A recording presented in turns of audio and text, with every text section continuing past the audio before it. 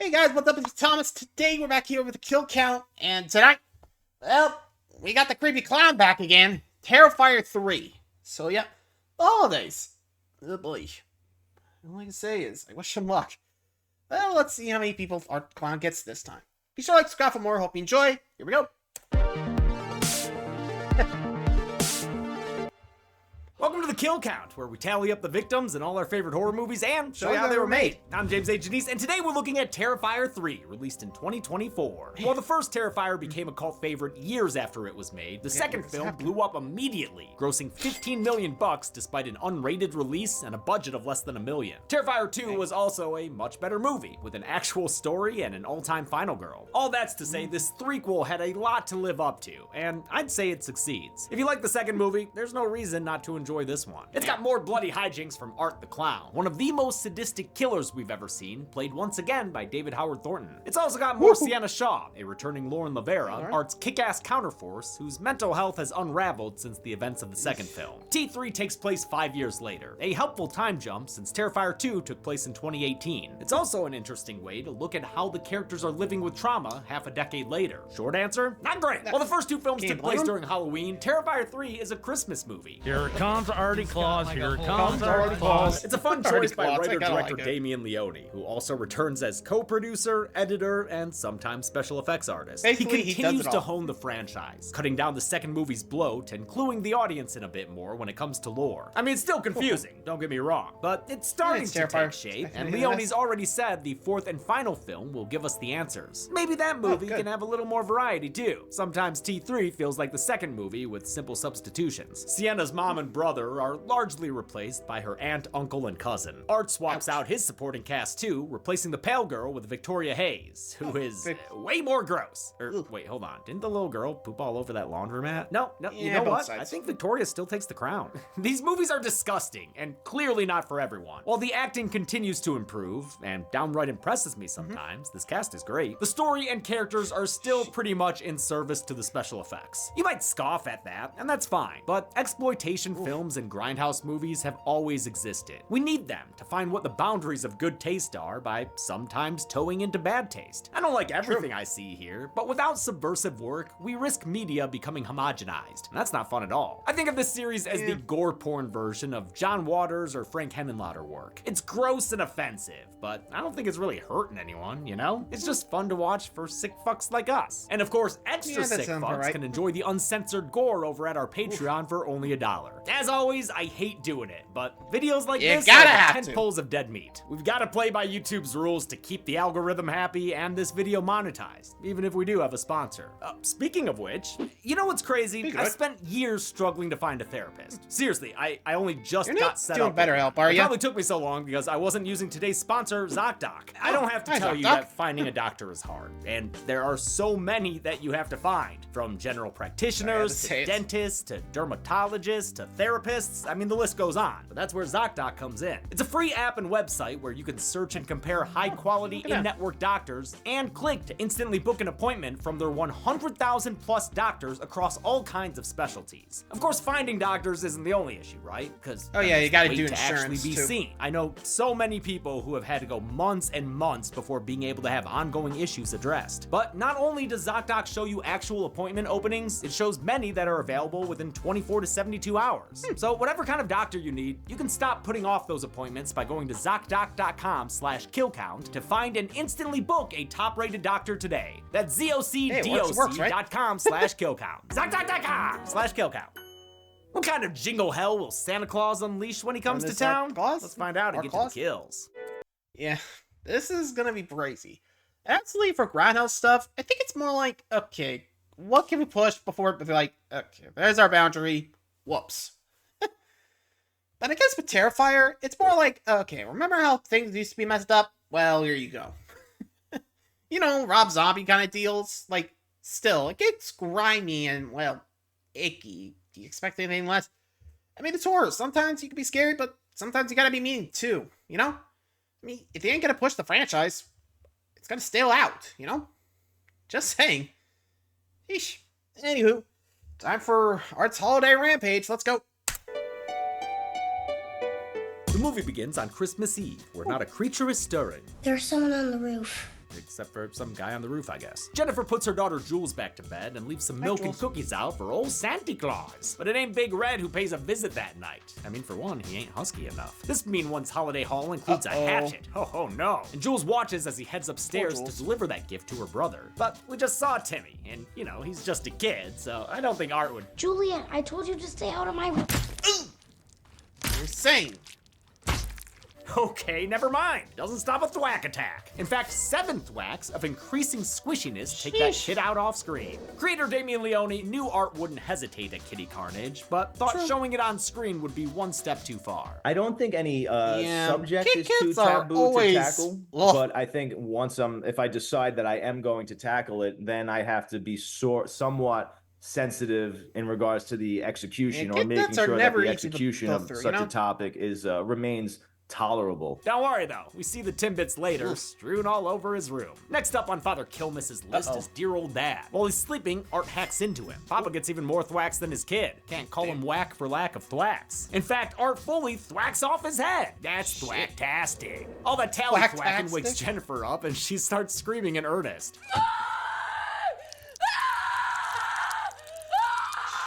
Damn, she's good at screaming. I mean, I'm sure it helps when Art Torrance is busting through the bathroom door. Here's Clowny. Jennifer's played by Chrissy Fox, who's actually a really good friend of ours. She's a great actress and producer of indie horror films alongside her husband, Spider-One. They recently made Little Bites, which features a quick cameo from Chelsea and me playing parents to Chrissy's real-life daughter. Jennifer faces the trauma of seeing her young son in pieces before Art catches up to her and plants his axe head in her back, and then her stomach. As always, Art relishes the moment before lining up his shot and getting to the serious work. He dismembers her completely while laughing at her, the little scamp. He finally puts her out of her misery by leaving her head in two. As Oh Come All Ye Faithful plays, Art has a snack and even does the dishes. Aw, that's nice. But on his way out, he hears a stirring. It's Jules hiding in a cupboard, and Art's a little too happy to see her. Realistically, I think Art probably kills her, but we don't know for sure because he's thankfully interrupted by a title card. I won't count Jules in case she ever comes back for revenge or something, but yeah, I know it's unlikely. Pretty sure Art's standards are lower than Michael Myers, who wouldn't kill a baby, and Chucky, who at least had a quorum to discuss the issue. Well, let's just say nobody under the age of 5 or 6. Fair enough? We jump back in time 5 years to the aftermath of Terrifier 2. A cop comes across Art's freshly decapitated corpse, so I guess this place is supposed to be the Terrifier from Terrifier 2? In any case, the clown still got some kick in him, and his headless corpse strangles Officer Evans, who valiantly shoots him a few times. It cuts away, but the cop's kill is confirmed when we see Art get on the subway sporting his head, looking like a Spirit Halloween mask left out in the sun too long. Don't worry, pigeon lady, nothing to see here. Sure about Art's that? destination is the last place we saw in T2, the mental hospital where Chris Jericho plays a guard. Drink it in, man! A scream takes Burke to check on Victoria Hayes, where he finds, oh my god, what the fuck? What? I can't even take in what's happening here. They're suckling and slurping and biting. Oh Chris, man, run! It's so bad. Now! That makes me want to puke. This is not Jericho too. If you recall, Terrifier 2 ended with Victoria giving birth to Art's severed head. That abominable act of nature was discovered by a nurse, who is now seen killed. Art's head is feasting on the poor woman's face, and he's digesting it into Victoria's mouth, maybe? I don't know how that works. Whatever the fuck's going on. The rest of Art's body joins them and distracts Burke, who gets stopped and dropped like the walls of Jericho. The villains grip into his face and pry it open top to bottom. My god, he will never, ever look the same again! For this guild, they used a fake Jericho head, kayfabe Jericho head, whose jaw was pre-scored so it could be ripped off. I think it would be cool if even if he pulls it off and it's like. I wonder how they got mentioned Jericho to come through with Oh man, that is some thick chocolate syrup looking blood right now. All that murder has made a mess. Like, okay, I gotta admit, like, I'm curious what Jericho thought of the kill now. Like, seriously, I mean, I don't know when this was, like, before AEW, but damn.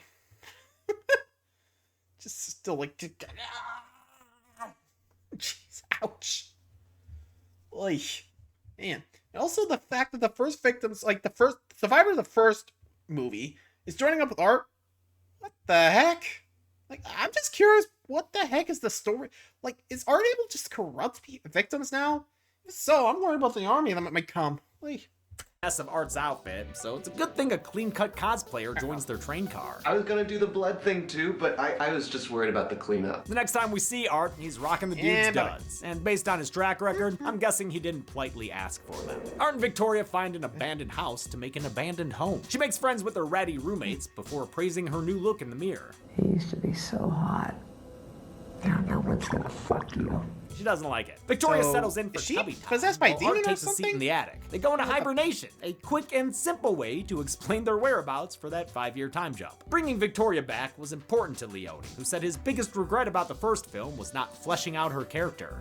Hate to tell you, dude, but I think you failed again. She's still missing way too much skin. In present day, 2023, Sienna Shaw is being released from a recovery center. Its staff includes a cameo from Marie Macer, who appeared in the original Terrifier short. Sienna's been getting help after everything she went through. You know, the whole thing where her mom and all her friends got murdered. Oh, and also, she got murdered herself too, kinda? Yeah, that was a rough Halloween. Thank God it's high time for Yuletide, and she'll be spending the holidays with her Aunt Jess and Uncle Greg. It's a welcome change of pace from her yelly mom, especially since she's got a sweet relationship with her cousin Gabby. The two unpack her stuff, but when Gabby finds her diary, she starts asking awkward questions. What's the clown cafe?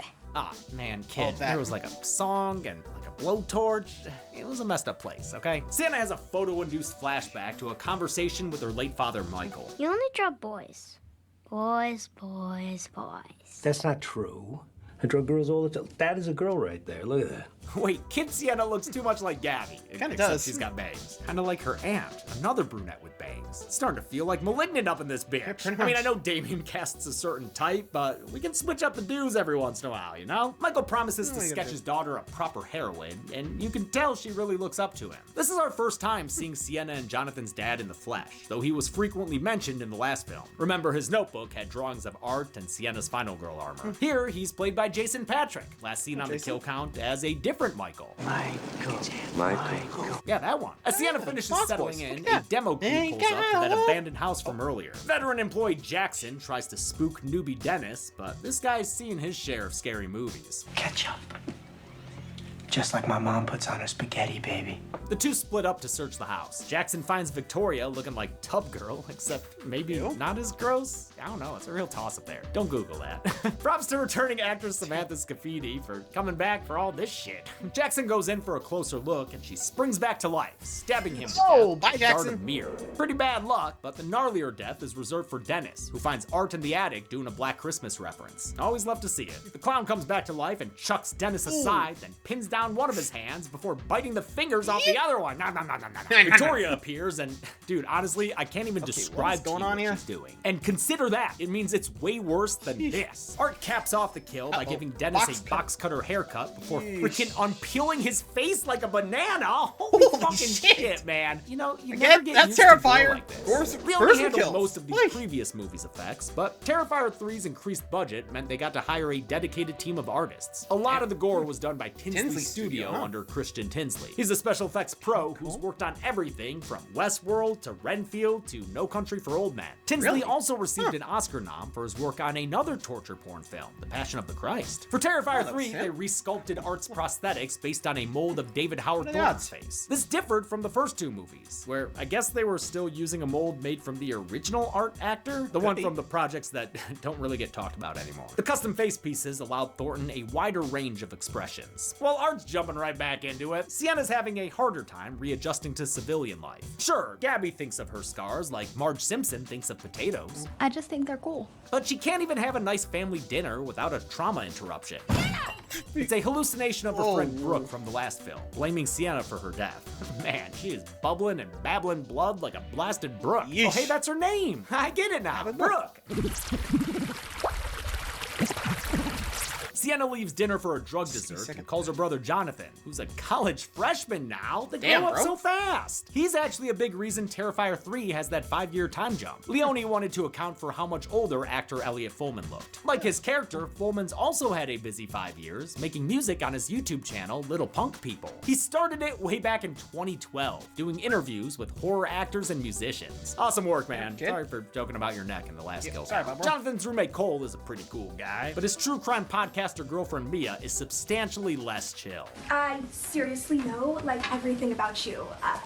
everything online, at least. I've been following you for years, and dude, you're a legend. You survived Art the Clown. Just like Sam Carpenter in Scream 6, Sienna's the subject of internet conspiracies that pin her as the culprit behind the Miles County massacre. If Jonathan Shaw hadn't testified on his sister's behalf, she'd probably be serving a life sentence right now. That's a cameo from comedian Annie Letterman, who previously interviewed Leone for Terrifier 2. I've gotten confirmation I will be in the third. You got confirmation? Well, I keep being told in front of cameras. Art's living up to his name with some him and crafts, creating a liquid nitrogen spray tank that he tests on a rat. Ratsicle. And it's meat flavored. Yum! Now with extra meat. He takes his invention to a bar full of festive patrons. Can I join the Mile High Club? Oh my god. I'd fuck you. No, Mrs. Claus would shank me in my sleep.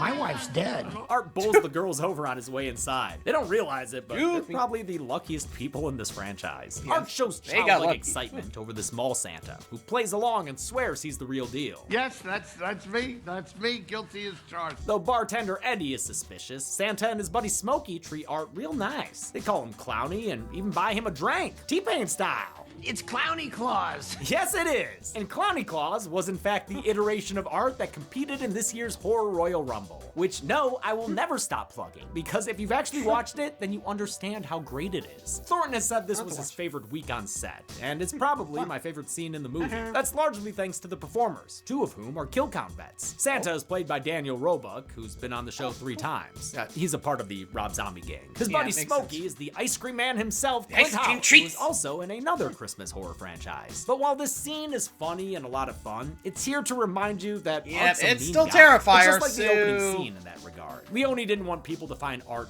cute or cuddly. I didn't want the audience to be too comfortable with this character. I wanted to make it as if they never met him before and see how creepy I can make him again, and how disturbing and how unpredictable, and really just set a new sort of standard to keep the audience on their toes if possible. So, despite Santa and Smokey's kindness, Art gets gross in a hurry, spitting up shots and peeing in laps. Damn, Art, why you gotta be such a Scrooge? Eddie tries to kick him out, but Art resists with old Reliable from his Santa sack. Oh! Yep, a shot to the neck for Eddie Now you and know. one to the head for Smokey. Although he's best known for his torture, Art's never been above a simple gunshot kill. Mr. Claus is the last man standing, and all he wants for Christmas is to not fucking die. Not even in the same business. It's just me and you, remember? It's just me and you. We're in the same business.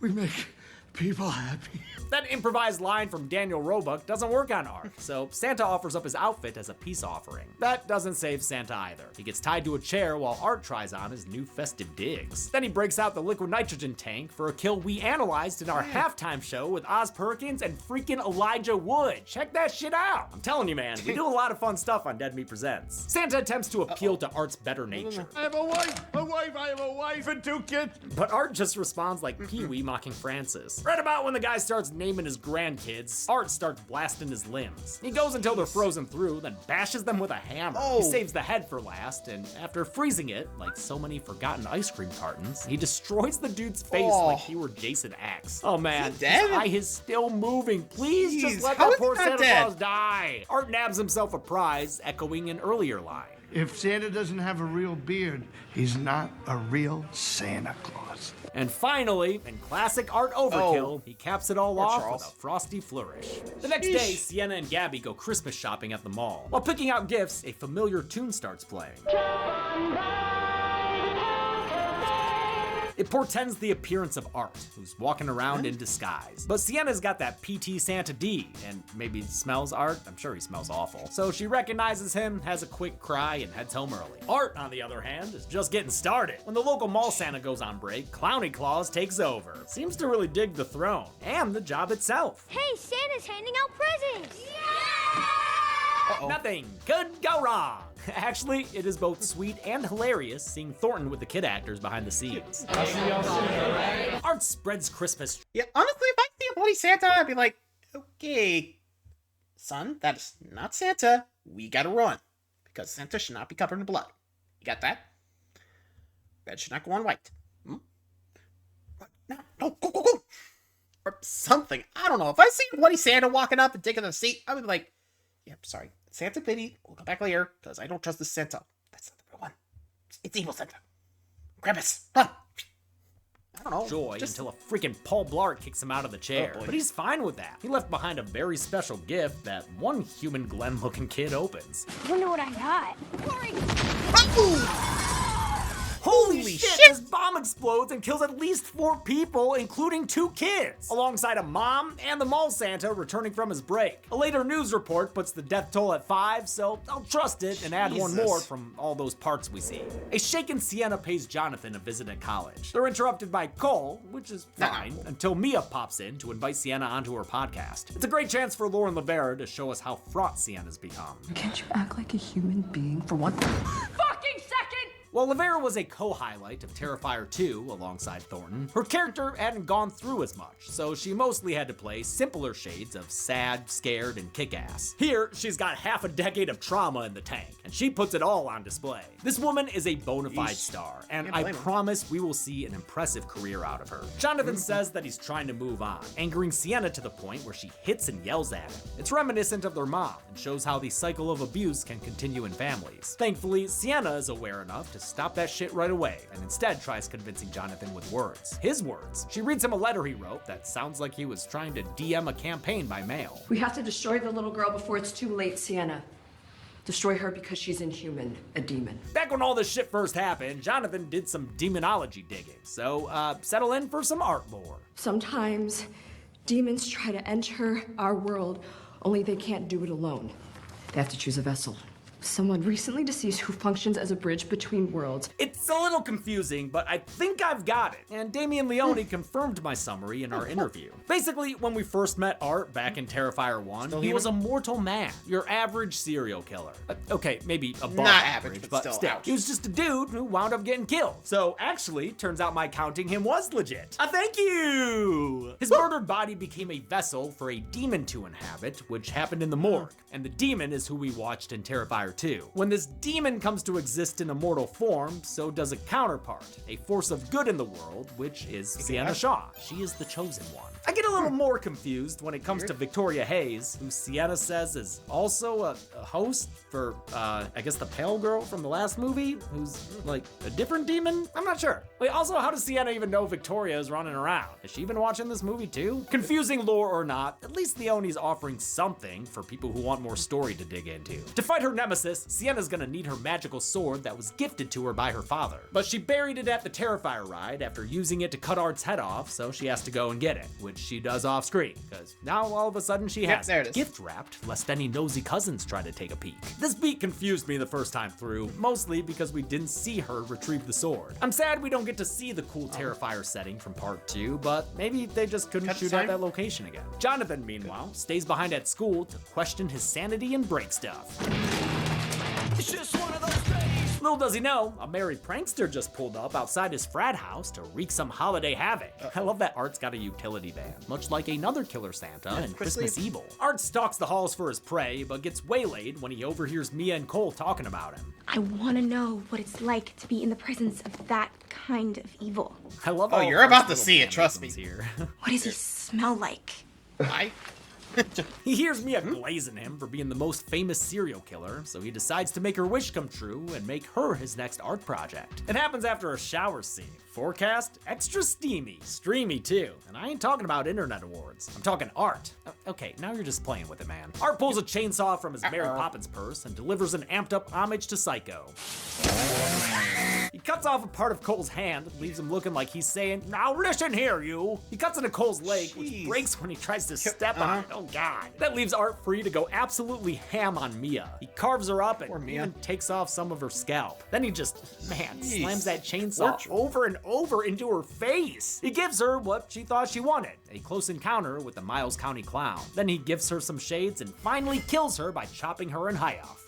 Man, it's hard to know where to start and stop these skill graphics sometimes. You're so extra, Art. Art turns his attention back to Cole. Let's go ahead and just rip that leg off, shall we? In a gender-bent version of Dawn's infamous death from the original, Art rams into Cole's delicates, splitting him open from tip to top. As a bonus, he messes up his face and limbs, because, you know, why the hell not? And here we have it, folks. This movie's big climactic showcase kill. On top of the obvious Psycho influence, this close quarters chainsaw scene was also an homage to Scarface. this, as well as a scene from the American Psycho book. Art celebrates by making a blood angel on the floor. Damn, man, in a communal shower, you're gonna get a staph infection. The whole scene is set to It's a Terrifier Christmas, an original carol composed for the film by John and Al Kaplan, who also made Silence the Musical, which, yes, is a musical version of Silence of the Lambs. Wow. Cannibal, cannibal.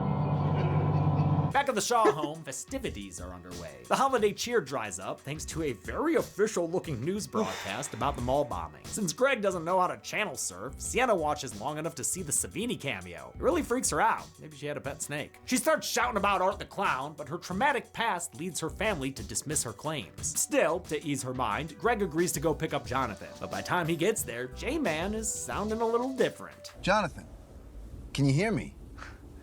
I'll be right there. Yeah, maybe he's sick. Jess puts Sienna down for a nap, where she has another flashback to that scene with her dad. In it, we see Michael present the lady character he promised her. It's an angel warrior with a flaming sword. Thankfully, not the chariot of eyes kind of angel. When he tries to hand the painting over, he has a vision of his daughter's future trauma. And, you know, maybe it opened him up to some kind of possession or something? Because we know thanks to Brooke that by the end of his life, he became abusive. But that also could have just been mental illness. Sienna suddenly finds herself in a fiery void, where a chained-up demon is forging her armor in a little gimp suit. And that guy's chained up by a sentient Virgin Mary statue? What? I don't know what's going on here, but it's metal as hell. Feels like something out of Mandy, which is a huge compliment. This demonic vision was done by effects artist Jason Baker and his team at Colossum Studios, whose work we've covered before with the Black Phone. They built the Virgin Mary costume out of resin to give it a statuesque appearance, and also developed various weapons for the movie, like Art's chainsaw and his liquid nitrogen dispenser, dubbed the Freezomatic 3000. Sienna wakes up in the middle of the night and overhears a conversation between her aunt and uncle. You know what I think we should do to Sienna?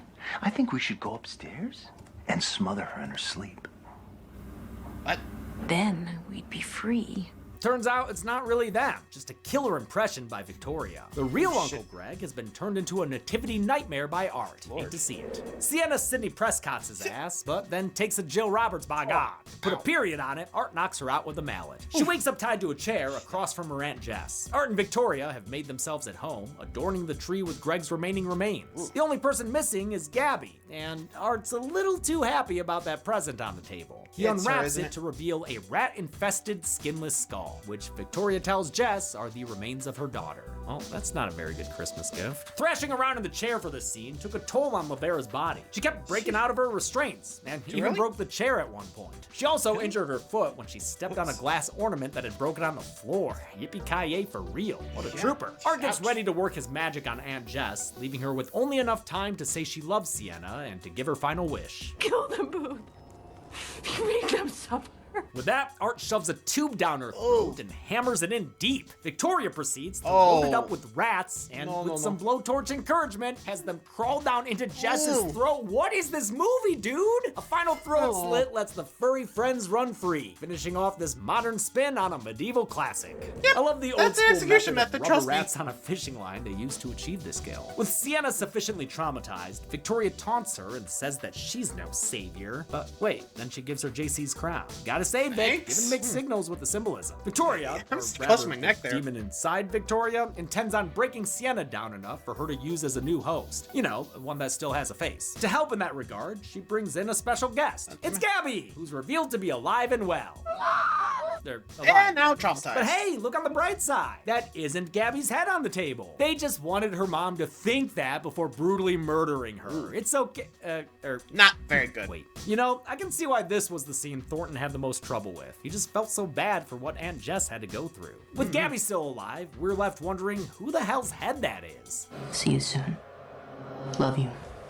Jonathan! We quickly learn it belongs to Jonathan, who was evidently killed off screen. You know, I almost didn't count this one. I've been burned too many times by fake-out deaths. But the way Leone's talked about it in interviews, it seems like it's gonna stick. He said there wasn't room to show the kill after the crazy shower sequence, and that he didn't want to see such a likable character get flayed and fed to rats. Fair enough. With most of her family decimated, Sienna should be broken enough for Victoria. There's Everything you love is gone. There is no hope. There is no God. But despite some thriller eyes, Sienna ain't gonna surrender. Man, those eyes look cool though. I seriously love that effect. Victoria goes to kill Gabby, but the teenager tricks her into letting Sienna have a final gift, the one she saw her cousin hiding earlier. The killers go along with it because, I mean, why not? 'Tis the season after all. I love the way Victoria tosses the gift at Sienna. This movie's full of dark humor like that, including the many moments Art walks by Sienna and casually smacks the back of her head. After Art bashes Sienna's hands in, she opens her gift. I hope she likes it. Best gift ever. Oh, right she does! With Art's throat spewing blood, Sienna chest chucks the sword into Victoria with a badass one-liner. Tell me how this tastes. She stabs Victoria in the mouth before slicing her head clean off. That all might be enough for the secondary villain, but there's still the main event to contend with. Art retrieves his chainsaw and the two duke it out in the kitchen. They disarm each other of their weapons, so Art bites her in the side and body slams her into the ground. He very nearly gives Sienna a Texas Chainsaw makeout sesh, but a fistful of his juggling balls convinces him to let her go. Art recovers, but gets his chainsaw stuck in a table, so he resorts to trying to smother Sienna in her uncle's guts. In addition to the smashing table stunts, this is one of the few shots that uses Lavera's stunt double Jenna Hellmuth, who also doubled her for a few shots in Terrifier 2. Lavera always wants to do her own stunts, but production didn't want to risk her busting her face open on the pole inside this fake cadaver. Lavera and Hellmuth worked with stunt coordinator Drew Leary for this fight, which also features Bobby McFarlane as Thornton's double for shots that weren't close-ups of Art's face. Sienna manages to get her sword and prepares to make Art a full bob wall decoration. Unfortunately, this whole time, Victoria's head has been melting away, looking like a science fair volcano. Must be filled with xenomorph blood, because it's eaten through the flour. Now, Art's seen the better days. He's killed people with many blades, but the bottom drops out beneath Gabby, sending her down towards a portal into hell. Sienna lets Art go to save her cousin, reaching down with, the sword. Maybe you want to get a fire poker or so. Oh, okay, she's doing it. Sienna gives an impressive effort, but she's holding on to a sword blade. Gabby falls and the portal disappears behind her. And great, now Art's vanished too, out into that cold winter night. As Sienna mourns her losses, she discovers her wounds have begun Wolverine healing on their own. With the sequel set up, Sienna vows to rescue her cousin from hell. The movie heads to a bus stop where we catch up with Art. The late night bus is driven by Phil Falcone, who produced all 3 Terrifier films, as well as helped with effects and did a whole bunch of other stuff on set. These are super indie, remember? He's driving a bibliophilic passenger whose book The Ninth Circle refers to the short film where Art made his debut. But he wasn't played by Thornton there, so it feels weird to count it as canon. The bus driver, for some reason, lets Art aboard, and the movie ends with Art squeaking his creepy clown horn. How many chestnuts roasted on this open Terrifier? Let's find out and get to the number. So, what is this? A drop. Who's this? Chelsea? Chelsea! Hi. Oh, I'm sorry. I thought this was you. Oh. Wait, I know who that is. Zoran. Bixby! Oh, it's Zoran. Yeah. Whatever. Ouch. Hurtful. We counted 23 kills in Terrifier 3. The victims consisted of 15 men, 7 women, and 1 unknown victim in the bomb explosion. That gives us this Terrifier chart, which is unique thanks to the unknown, but if it were a lady, it would match the first hostel, and if it were a dude, it would match the Friday 9 recount. So there you go. With a runtime of 125 minutes, Terrifier 3 had a kill on average every 5.43 minutes. Golden Chainsaw for coolest kill could go to a lot of these, but I'll do the expected thing and give it to Cole. I'm sorry for anyone who wanted a surprise, but I mean, just seeing his bits flop against a chainsaw blade, that's gonna make a lot of viewers wince and grab their chonies. That I'm doing it right now, ouch. Deserves a reward. Gold Machete for lamest kill will go to Jonathan. The death of such an important character shouldn't leave me wondering if it even happened for real. Like, I get the sentiment behind it, but I think it left a lot of people disappointed. And that's it! Terrifier 3 came out in 2024 and became the highest grossing unrated film of all time. Until next time, I'm James A. Janice. Go Terrifier 3. For the next kill count. Welcome to your last days aboard the spaceship Tulpar. A catastrophic accident has left you and your crew stranded in space. And in space, no one can hear you lose your goddamn mind. I love who I'm becoming. How about you? Welcome to your first day working for the Pony Express. Always remember to log your hours. In this video, we'll learn all about 2024's mouthwashing, which sees you leading a crew of blue-collar space truckers. You know how it is. Pony Express being either cheap or lazy. It's hard work, but it's nothing some team bonding can't solve. Surprise! Take part in a variety of activities, like puzzle solving. I can't use this here. And murder! Do not kill your co-workers. And for the love of God, don't lose yourself to this well-written vision of workplace hell. Will you shut up? So this week, clock in for a shift of mouthwashing. Listen. This is the best part.